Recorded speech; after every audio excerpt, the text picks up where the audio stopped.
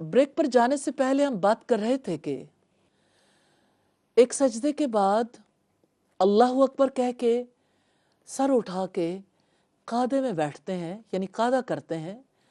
और ये दो सजदों के दरमियान का जलसा है, और जिसमें थोड़ी देर के लिए बैठकर अल्लाह की हम्द, उसकी तस्बीह उसी तरह बयान की जा सकती है जैसे नबी सल्लल्लाहु अलैहि वसल्लम बयान करते थे। दूसरे सजदे के बाद भी यानी अल्लाहु अकबर कह के फिर सजदे में दाखिल होना है, फिर अल्लाहु अकबर कह के सजदे से उठने से पहले थोड़ी देर के लिए बैठना है, फिर दूसरी रकत के लिए खड़े होना है।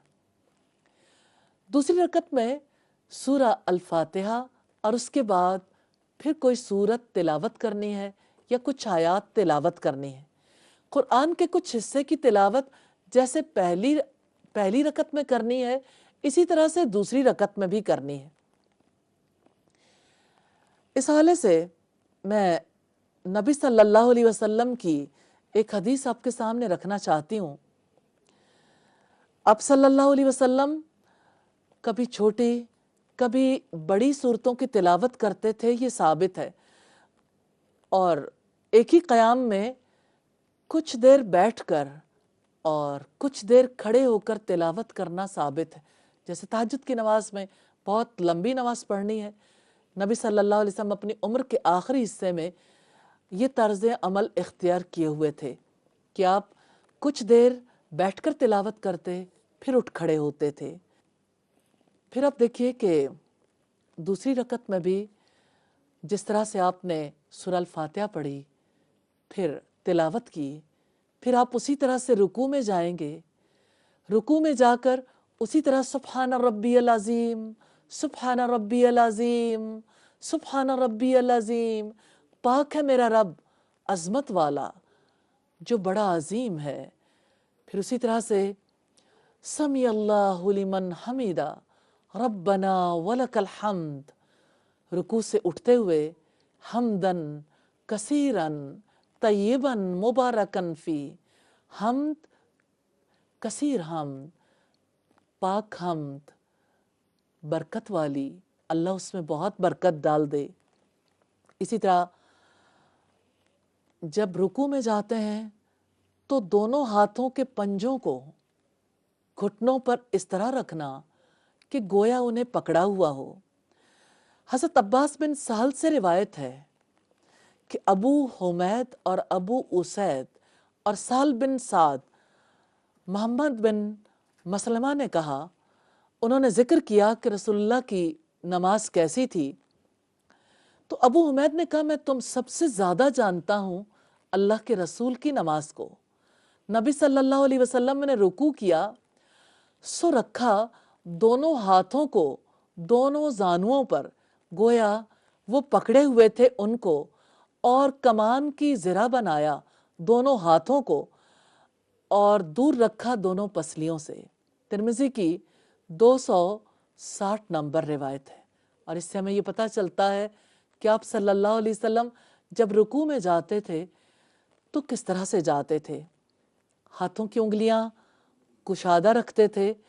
मैं इस हवाले से अबू दाऊद की 731 नंबर रिवायत आपके सामने रखना चाहती हूँ। मोहम्मद बिन अम्र आमिरी बयान करते हैं कि मैं असहाबे रसूल की एक मजलिस में था तो वहाँ रसूलुल्लाह की नमाज का जिक्र शुरू हो गया। हज़रत अबू हुमैद ने कहा और इस हदीस का कुछ हिस्सा बयान किया, उसमें कहा कि आप जब रुकू करते तो अपनी हथेलियों से घुटनों को पकड़ लेते और अपनी उंगलियों को खोल लेते थे और अपनी कमर को दोहरा करते। सर न तो उठाया होता और न अपने रुखसार को इधर उधर मोड़ा होता, बल्कि सीधा किबला रुख होता। मजीद कहा, जब 2 रकतों के बाद बैठते तो अपने बाएं पाँव के तलवे पर बैठते और दाएं को खड़ा कर लेते, और जब चौथी रकत में बैठते तो अपनी बाईं रान को ज़मीन पर टिका देते और अपने दोनों पाँव को एक जानिब में निकाल लेते। अबू दाऊद की 731 नंबर रिवायत है, जिससे हमें ये पता चलता है कि आप सल्लल्लाहु अलैहि वसल्लम का रुकू और आपका یعنی آپ جب تشہد کے لیے بیٹھتے تھے تو کس طریقے سے بیٹھتے تھے، ہم اس کے بارے میں مزید بات چیت بھی کریں گے۔ جہاں تک دونوں بازوؤں کو پہلوؤں سے الگ رکھنے کا تعلق ہے، ترمذی کی روایت ہے 260 نمبر پر، عباس بن سہل کی روایت جس کو ہم نے پہلے بھی دیکھا، اور اسی طرح سے پشت یعنی کمر کو بالکل سیدھا رکھنا، سر نہ بہت اٹھا ہوا ہو نہ بہت جھکا ہوا، بلکہ پیٹھ کی سیدھ میں رہے۔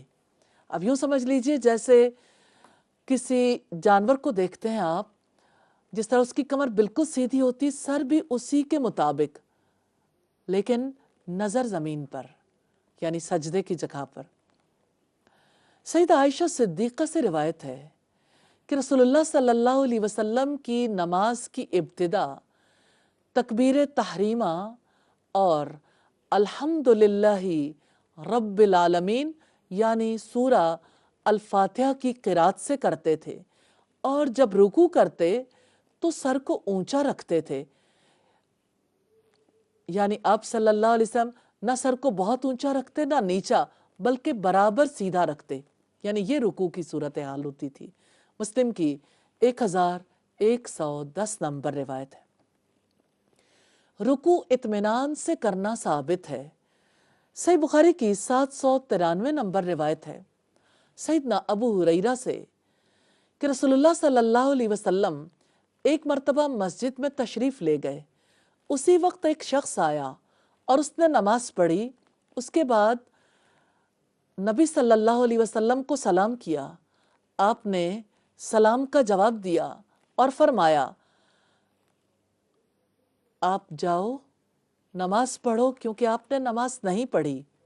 وہ لوٹ گیا، اس نے نماز پڑھی جیسے کہ اس نے پہلے نماز پڑھی تھی، پھر واپس آیا، نبی صلی اللہ علیہ وسلم کو سلام کیا، آپ صلی اللہ علیہ وسلم نے فرمایا ارجع فصلی فإنک لم تصلی، جاؤ نماز پڑھو کیونکہ آپ نے نماز نہیں پڑھی۔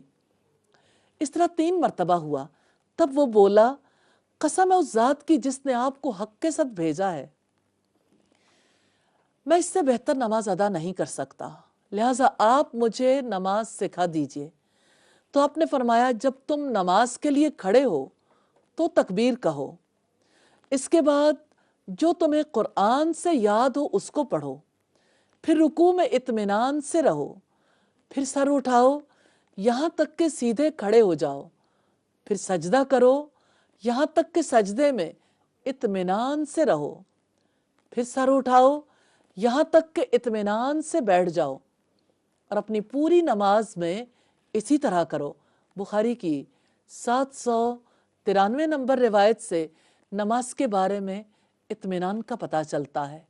نماز اطمینان کے ساتھ، اعتدال کے ساتھ، یعنی ایسا نہیں ہے کہ آپ نے قیام تو کیا لیکن جو ہی رکوع میں گئے فوراً کھڑے ہو گئے، اور کھڑے ہوئے تو ساتھ ہی سجدے میں چلے گئے، اور ایک سجدے کے بعد ابھی بیٹھ بھی نہیں پائے تھے تو دوسرے سجدے میں چلے گئے۔ یہ نماز نہیں ہے، ٹھونگے ہیں۔ منافق کیسے ٹھونگے لگاتا ہے، اللہ تعالی ہمیں ایسی نمازوں سے بچا لے۔ اسی طرح طویل رکوع کرنا بھی ثابت ہے۔ ابو داؤد کی 888 نمبر روایت ہے، حضرت انس بن مالک رضی اللہ تعالیٰ عنہ بیان کرتے ہیں کہ میں نے رسول اللہ کی نماز کے مشابہ اس جوان کی نماز کے علاوہ کسی کی نماز نہیں دیکھی، یعنی سیدنا عمر بن عبدالعزیز کے۔ ہم نے اندازہ لگایا کہ وہ اپنے رکوع اور سجدے میں 10 تسبیحات کہتے تھے۔